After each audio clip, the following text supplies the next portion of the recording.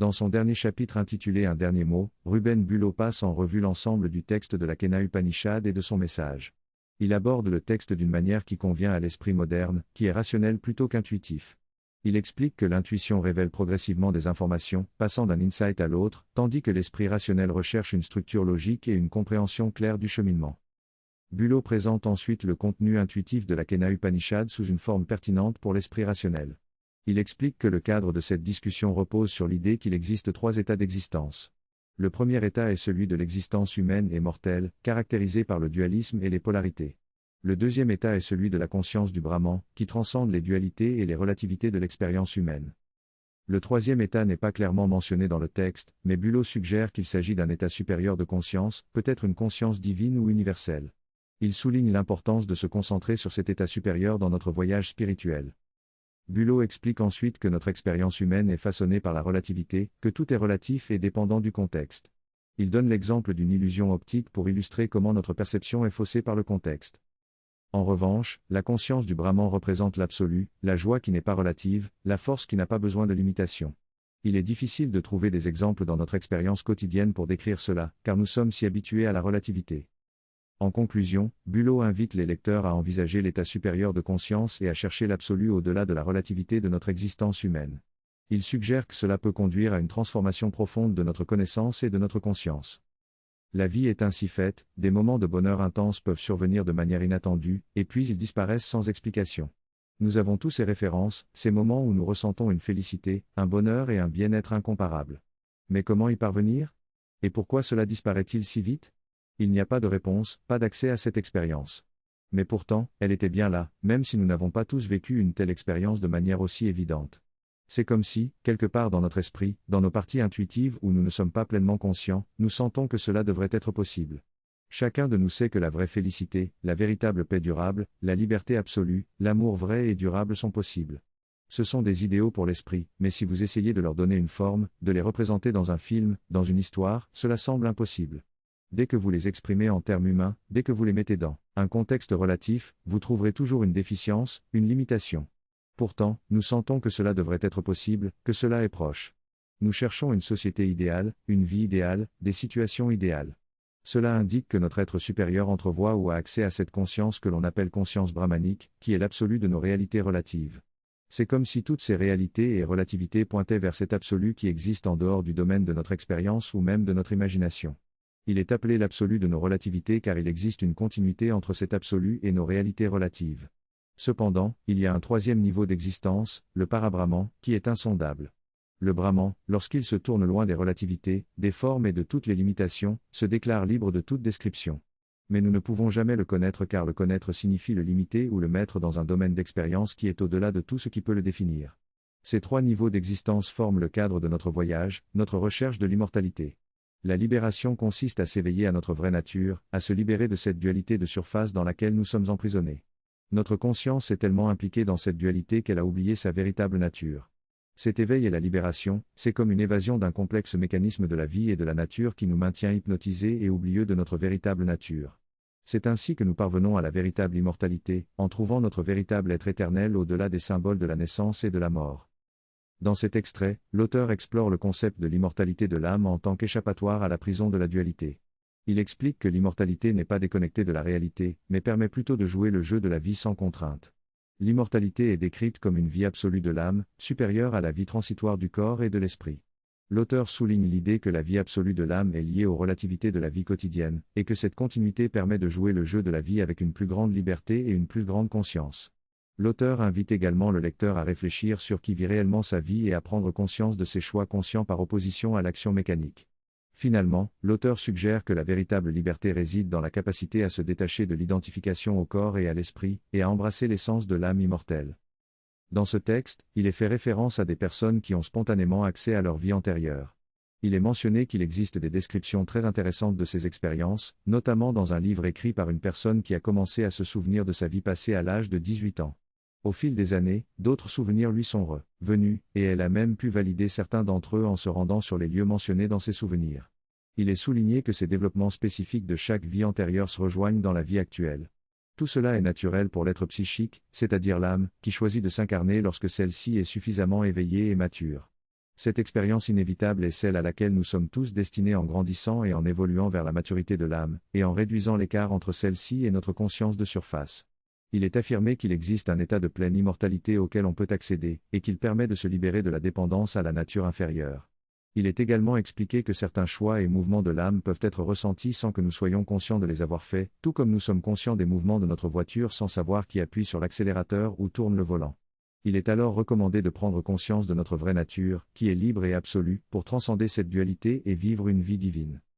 L'essence de ce texte est de souligner la capacité de l'individu à choisir sa propre identité et à décider de ses actions. L'auteur utilise l'analogie d'un enfant qui joue à un jeu vidéo pour illustrer cela. Dans ce jeu, chaque fois que l'enfant échoue, il recommence avec plus d'expérience et de compétences, lui permettant de progresser dans le jeu. Cependant, l'auteur fait remarquer que malgré cette capacité de choix, l'individu reste limité par les règles du jeu. La vraie liberté est atteinte lorsqu'on prend conscience de sa propre capacité de création et de transformation de la réalité. Il suggère que cela s'applique également à l'évolution de l'âme humaine, qui traverse différentes formes de vie jusqu'à atteindre la forme humaine. Une fois arrivé à ce stade, l'individu a le pouvoir de façonner sa propre existence et de transcender les limitations qui lui étaient imposées auparavant. L'auteur conclut en disant que connaître et posséder cette vérité est le moyen d'atteindre la conscience ultime. D'après ma lecture de la position anale, je suis libre en tant qu'âme immortelle. Cependant, lorsque quelqu'un de proche meurt, je pleure et quelqu'un d'autre vient me calmer en me disant que l'âme est immortelle et qu'elle est partie dans un meilleur endroit. Oui, je le sais, mais je ne peux m'empêcher d'être malheureux en ce moment, je suis triste, je ressens. Il y a une différence entre savoir et posséder, savoir est superficiel, posséder est quand cela fait partie de moi. Celui qui possède cette maîtrise peut marcher en toute sécurité, sans la moindre peur, parce qu'il connaît et possède cette sécurité. Cela implique notre véritable nature. Je connais ma véritable nature, j'en ai eu des expériences, des aperçus, en méditant ou dans un état de conscience altéré. Mais quand les défis de la vie se présentent, les pressions, des dualités, ce que je sais n'est pas capable de s'actualiser ici. Il y a un écart entre cela et la possession, lorsque je suis assis dans cet état et que j'engage le monde. Rien ne peut emporter ce que je suis vraiment. Être la vraie nature et posséder cela signifie vivre à partir de cela, être la vraie nature et la nature inférieure n'étant qu'une expression superficielle en surface. Par exemple, lorsque l'esprit peut se détacher du corps, je sais que je suis l'esprit, mais mon identification au corps est si forte. Si vous me poussez, je vais dire aïe, car cela fait mal. Mais lorsque mon esprit possède lui-même, distinct du corps, il peut se retenir et vous pouvez maltraiter mon corps autant que vous voulez, je dirais que ça fait mal, mais mon esprit n'est pas perturbé, il n'a pas mal, c'est le corps qui a mal. À ce stade, je possède mon esprit pleinement. De nombreuses formes d'entraînement visent à développer cette résilience mentale et cette construction du caractère en vous mettant dans des situations de détresse physique extrême pour réaliser cette séparation.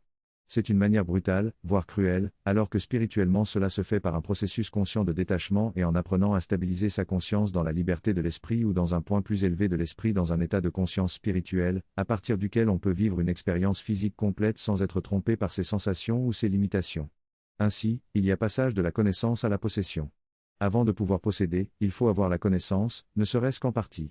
Même la simple notion intellectuelle que je ne suis pas le corps et l'esprit mais l'âme, apporte déjà une certaine liberté, un éveil profond en résonance avec nos parties intuitives dont nous ne sommes pas conscients. Cette connaissance grandit en nous au fil du temps, nous permettant de nous aligner de plus en plus sur cette essence véritable plutôt que sur l'apparence superficielle. C'est un processus graduel de compréhension profonde et de compréhension plus profonde jusqu'à ce que les aperçus partiels se stabilisent en une possession complète. Même la possession peut être partielle au début mais peut croître jusqu'à se stabiliser. Par exemple, Ramana Maharshi a atteint la réalisation de soi en 3 jours, mais il lui a fallu 10 ans pour stabiliser cette réalisation dans toutes ses activités quotidiennes. Il existe différentes étapes de ce processus, depuis la conscience surmentale, puis supramentale, jusqu'à la stabilisation de la conscience de soi dans l'esprit, la vie énergétique et même dans la conscience corporelle. Cela nécessite un travail considérable et une ouverture à ces différents niveaux de conscience. Cela demande du temps et de la pratique pour atteindre la stabilité et la pleine possession de notre véritable nature. Cet extrait parle de la capacité de connaître et de posséder sa véritable nature afin de transcender le monde mortel. Il est expliqué que lorsqu'une personne développe cette connaissance et cette possession, elle est en mesure de faire l'expérience du monde immortel. Cette transformation se produit dans la conscience individuelle, et le monde mortel devient un monde de liberté et de grandeur. Le narrateur explique également que cette évolution de la conscience permet de percevoir les mondes subtils et les énergies qui interagissent avec le monde physique. Il est dit que cette prise de conscience permet de voir au-delà des limites habituelles de la perception humaine et d'avoir une vision plus complète de la réalité. Une expérience décrite comme étant un état de conscience libéré, où l'on perçoit la totalité du cycle de vie d'une fleur, depuis sa naissance jusqu'à sa décomposition dans la nature. Cette expérience permet également de prendre conscience de la grandeur de l'univers et de la vie infinie qui s'exprime dans chaque élément fini. Il s'agit d'une élévation de la conscience, passant d'un monde mortel à un monde immortel, d'un monde de limitation à un monde de vastitude, et enfin d'un monde fini à un monde infini. Cette expérience est similaire à celle décrite dans les textes védiques, où l'on passe de la mort à l'immortalité, de l'ignorance à la lumière et de la limitation à l'illimité. Une fois cette élévation de la conscience réalisée, il importe peu d'être dans un corps physique ou non, car la réalité se situe au-delà de la forme physique. C'est une expérience profonde qui permet de réaliser sa nature véritable. Voir et vivre le changement de niveau et le retour, une expérience comme celle-ci vous transforme à jamais. Vous ne pouvez plus être trompé par les apparences car vous savez qu'il y a quelque chose de plus derrière tout cela. La naissance et la mort du corps n'ont aucune importance ici. Ce que vous vivez, c'est une conscience immortelle, vaste et infinie. Une autre chose se produit également, vous vous élevez au-dessus de la joie et de la tristesse terrestre pour atteindre une béatitude transcendante. Vous êtes dans la conscience qui appartient à cela, et donc sa façon de jouir est aussi votre jouissance. Comment réaliser cela ? Qu'est-ce que le démon nous enseigne comme moyen de faire cette transition ? Dans ce dernier chapitre, Yura Bindu adopte une approche rationnelle pour l'esprit rationnel et moderne. Il nous enseigne que l'existence se compose de 3 niveaux, et c'est le deuxième niveau qui retient notre attention. Quelle est la nature du changement de conscience qui se produit à ce niveau ? C'est ce qui a été décrit, et vous voyez à quel point cela est illogique et irrationnel. Le Kena n'a pas abordé la question de cette manière, il s'est basé sur l'intuition de l'expérience. Quel est l'esprit derrière votre esprit ? Quelle est la vie derrière votre vie ? C'est ce que cela vous enseigne, la nature de cette vie, qui est l'esprit de notre esprit. Tout cela se fond en un, mais leur vue, leurs paroles et leurs pensées ne se déplacent pas, ni ne parlent, ni ne pensent. Nous ne le connaissons pas, nous ne pouvons pas le distinguer. Nous ne pouvons en parler, car il est autre que ce que nous connaissons, il est au-dessus de l'inconnu. La formulation vous a rapidement conduit à la reconnaissance que cela dépasse votre conscience actuelle, et pourtant c'est l'origine de tout cela. Maintenant, comment le Kena nous mène-t-il à l'expérience de cela à nouveau ? Il n'explique pas la méthode, il vous dit simplement de remarquer ce qui est de cela, ce qui est en vous, ce qui est dans les dieux, et vous devez le connaître. Et ainsi vous essayez de le connaître, et l'expérience vous guide. Maintenant, l'auteur explique le mécanisme de cette transition, comment vous devez vous désengager de votre attachement aux apparences pour porter votre attention sur la chose derrière l'apparence. Cela sera expliqué en détail plus tard. Pour l'instant, en méditant sur ce thème dans notre conscience et notre intuition, nous nous préparons à l'expérience. Connaître et posséder sa vraie nature, libre et absolue, maître de soi et de ses manifestations, est le moyen de transcender l'âme. Et connaître et posséder cela, c'est connaître et posséder le Brahman, c'est s'élever du monde mortel vers le monde immortel, du monde de la servitude vers le monde de l'immensité, du monde fini vers le monde infini. C'est s'élever au-dessus de la joie et de la tristesse terrestre pour atteindre une béatitude transcendante.